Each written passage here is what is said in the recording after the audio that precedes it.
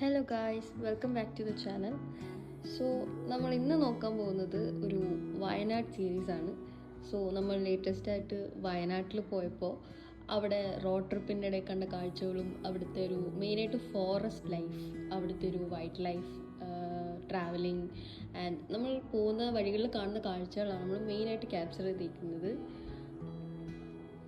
നമ്മൾ ഈ ട്രാവൽ ചെയ്ത സമയത്ത് ഏറ്റവും കൂടുതൽ കണ്ട കാഴ്ച എന്ന് പറഞ്ഞാൽ ആനകളെയാണ്. വയനാട് കാടുകളിൽ ഏറ്റവും കൂടുതൽ കാണാൻ കഴിയുന്നത് ആനകളെ തന്നെയാണ്.